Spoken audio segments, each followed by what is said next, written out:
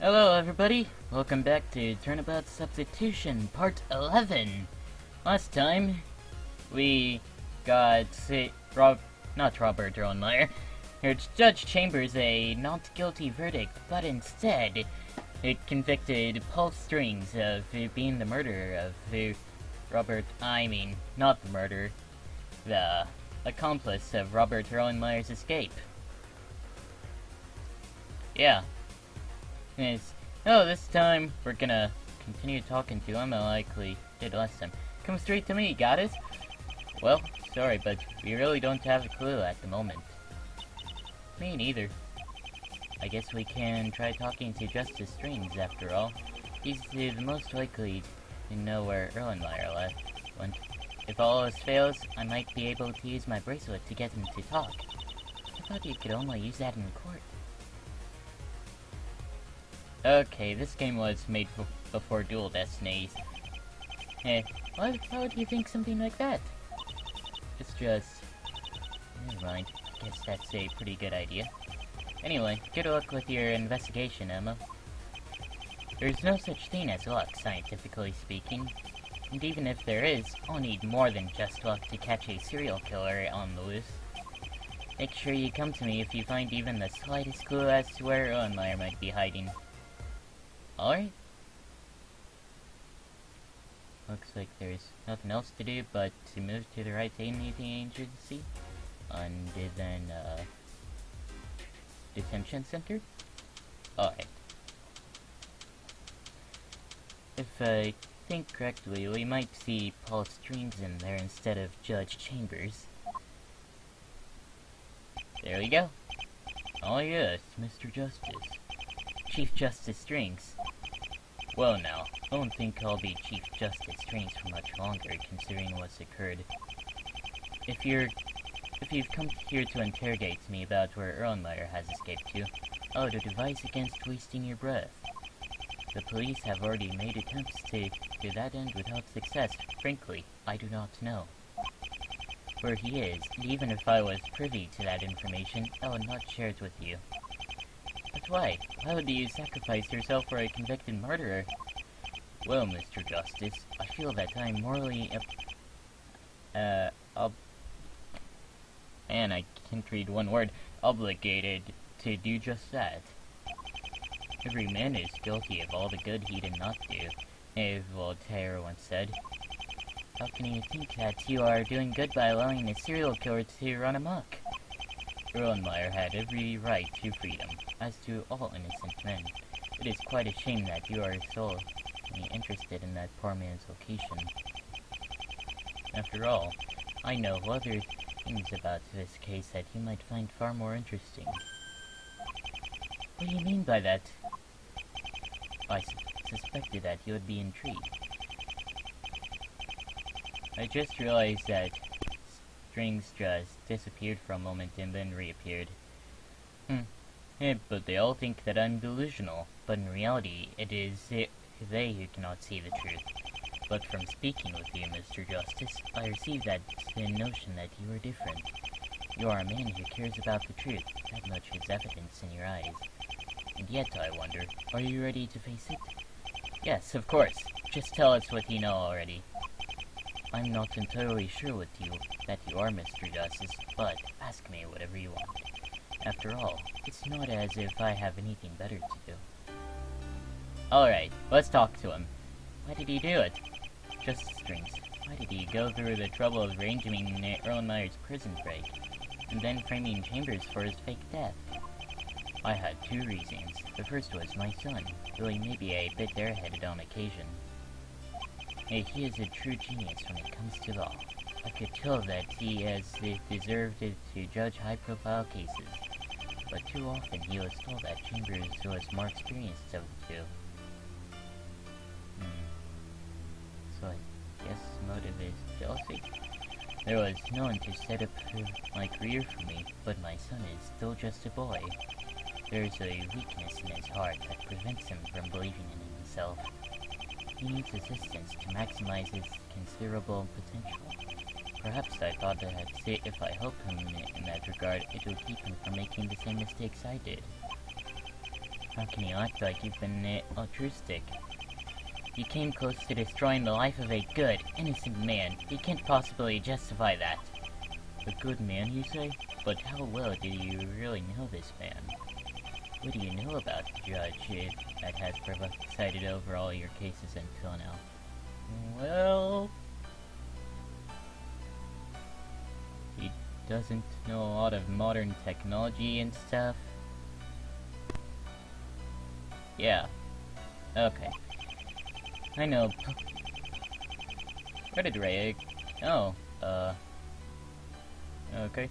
I know plenty about him. He's been like a loving grandfather to me. He won't even hurt a fly. Well, I'm afraid that there are many things you do not know. Chambers, the man, and Chambers, the judge, are two very different people. The latter, I'm afraid, has done some inexcusable things in the past. I don't believe that! Of course not. I never said it would be easy, but what I tell you is the truth. Chambers would not make the right decision until it did not pose any risk to himself. And the sacrifices he made of theirs to protect his own security. Frankly, it's rather disgusting. Are you implying that he allowed innocent men to be convicted? All that I'm trying to communicate is that this man does not deserve all of the respect that you have for him. Or is he just jelly? I don't see any jealous expression on his face. Okay, let's move on. That judge of important causes who should not hold office for life is a disputable thing, for the mind grows old as well as the body. Aristotle once said, "The city needs a new judge, one with a clean record." It did what was necessary to make that a reality. You're a despicable man. Now, hold your judgment. I'm not yet finished. Another reason guided my actions. It was one far beyond the scope of a mere individual. I just realized, during this episode, Rhea has not shown her face at all. You did this for justice? No, I did not do this for your sake, Mr. Justice. What I mean is an idea, a notion. Justice is a concept that was held in great regard by ancient civilizations, so much more than it is today. It was evident in those times that the truth mattered more than political differences or other such irrelevant things. But now the expectation is just the opposite. Guilt or innocence is given second consideration to evidence and testimony, the lot of which is forgery and perjury. An innocent man too often is found guilty because of legal or political circumstances outside of his control. Too many have lost sight of the meaning of justice, allowing themselves to be corrupted by outside influences. Judges like Chambers care more about themselves than know that they judge. We've kept records of the words of our ancestors, but we've completely forgotten their ideals. It is better to risk burying a guilty person than to condemn an innocent one, as Voltaire once said. You say all that, but it's obvious what kind of person you are. You talk about values, you like justice, but in the end it's all about your own interests. You'd stab anyone you could in the back if it helps you get to the top, just like with Chambers. Do you think I don't know that about myself? That disturbing quality has caused me great illness until now. That is why I have decided to prove the truth of my values, no matter what the cost. And that is why I'm sitting in this detention center right now, being questioned by you. I stopped talking about doing good, and actually did it, and yet all I have received in return is contempt. But that is to be expected. At any rate, the two of you will not be the ones to judge my fate. How can you figure that you've been doing good by freeing a murderer? Murderer? A murderer. Oh, what's that outside? Oh, that was the wind. Okay. Murderer? A murderer is a person who kills people. That is something that Rowenmeyer has certainly never done. And I suspect that he is not even capable of it. How can he be so certain that Rowenmeyer is innocent? No person in their right mind would think that the man is guilty. Oh, the song just changed.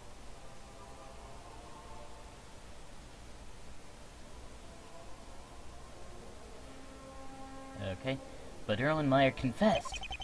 And let's not was that a chicken? And let's not forget that he was diagnosed as a sociopath by numerous and renowned psychologists. Or rather, you might say that he was diagnosed as a sociopath in light of his confession. It is clear that he is mentally unstable, at least. However, there is no evidence in his testimony of his own wrongdoing. Do you know how the investigation in that case was conducted? It was the most horrible affront to justice imaginable. The police were desperate for clues, and they were under considerable pressure from the government. And no one had an explanation for these mysterious bus killings. And they were terrifying because they seemed to be completely meaningless, almost random. Neither the clues nor the choice of victims made any sense, like puzzle pieces that were all from separate boxes. It all seemed terribly arbitrary, and that is why, when a poor unstable man arrived at the police station confessing to his crimes, the police were all too eager to arrest him. It was much more convenient to explain the strange details of the case than to try to understand what the killer was trying to communicate. But it wasn't as random as you're trying to make it look. He was a science teacher after... He was a science teacher? And those messages read Charles Darwin. In that light, it's pretty hard to think there isn't some connection. Yeah, this explains... well, I can't speak today. Yeah, this explanation seems a lot more plausible than your conspiracy theories. But I believe there is another possibility which was completely ignored in that investigation. It is not possible, Mr. Justice, that the serial killer in these crimes is not really insane at all. What if this person were simply, purely and openly evil? Just evil? Come on! Nothing's ever that simple. My son had a quote related to this, though I'm not sure which famous philosopher originally said it. It was something along these lines. Some men aren't looking for anything logical like money. They can't be bought, bullied, reasoned, or negotiated with. Some men just want to watch the world burn. Well, who could this murderer be? What sane person would go around killing so many people just for the heck of it? To be honest, I do not know. I cannot prove it, but I am certain of it. The dark truth hides at the bottom of this case. I can't see it clearly, but I can tell that it's down there. But just a hunch won't be enough. Everything still points to Erlenmeyer. Don't you think it's possible that you're the one who isn't facing the truth here? I already knew that you would be hesitant to believe me. But if you should choose to put aside your preconceptions about these case,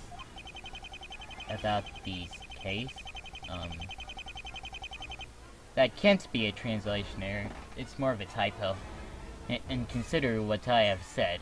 Then I suggest looking into the HT5 case files in the police station. I think you'll discover that there's much more you do not know about the mysterious bus killings. Well, perhaps I will. At any rate, thank you for taking the time to speak with us, Justice Dreams. I think that this conversation may prove to benefit both of us, Mr. Justice. It is looking at things for a long time that ripens you and gives you a deeper understanding. Van Gogh once said. Eh? What did Van Gogh once say?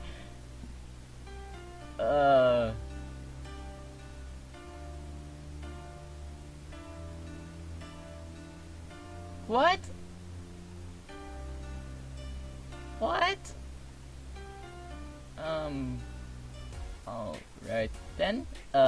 Police station. Evidence room. Oh. Oh. That's my brother. December 27th. Police headquarters. Records room. He's a lot shorter than I expected. Well. Judge Strings? What are you doing here? Yeah! Oh, A black line suddenly appeared above him. Yeah, I agree with you. Oh, now he shifted to the left. It's you, Mr. Justice. I'm very sorry. I was looking for some copies of the HT5 case files. Strange. Hey, we were looking for the same thing. When you ambushed me like that. Ambushed? Strange. Isn't that Chambers' case, not yours? Well, nonetheless, I have been following it quite closely. After all, these cases are quite related, are they not? I suppose. At any rate, I know my father would never do something like do something that wasn't right. Therefore, Erlenmeyer must surely be innocent. Naturally, I figured that I might find some sort of clue in the old case files. Maybe find a new piece of the puzzle that will completely change how we look at it. Well, it just happens that we're looking for that same file. Do you think it would be alright if we took a copy? Well, of course. Most parts of this file are now open to the public anyway. Here, Mr. Justice. You may take my copy. I can easily make another for myself. Alright. Say, Clint, you won't happen to anything about where Erlenmeyer is hiding, would you? I apologize, but I really, don't have a clue. I'll try my best to help you out, though. Looks like this guy is even more of a pushover when he isn't acting as a judge. Alright. First off, what was your father going to say about Van Gogh? I don't suppose that he'll be the one to judge the Chief Justice for what he's done. Certainly not. And now that he grew shorter while saying that line. Now that he's been arrested, his investigation has been transferred to the federal government, a sign that they are looking closely into the matter. Stop growing shorter! I don't think it would slip by if I was the one to rule this case, considering the obvious conflict of interest. But that isn't fair at all! Judge Chambers' brother was killed by Erlenmeyer, and he was allowed to judge his case. Hey, you assume that our government is much more altruistic than it actually is? In that case, the government's goal is to ensure that Erlenmeyer receives the maximum sentence. The interests of Chambers and the federal government were in complete harmony. Plus, Chambers had sympathy from the public, giving them even more leeway to bend the rules. But here, they would fear that I would tamper with evidence or direct the trial in such a way that it would get my father out of trouble. Perhaps they're right. I do really want my father to be found innocent, and I would do anything to make it happen. He's the greatest man who ever lived, and I can't imagine that he would have broken the law. Okay. He didn't finish his sentence about Van Gogh, though. What about the evidence that was presented in the trial? Surely you can't doubt that. I suppose. I'm not really sure. I realize that what he did was illegal, but I'm sure he did it for the greater good. He sacrificed himself for the cause of truth, just like Socrates. It's the only explanation I can come up with. No, it's the only one that makes sense. Okay. And I guess I'll stop it here now. Yeah, thanks for watching. Yeah, next time we'll ask strings about Erlenmeyer's location. So, see you guys then.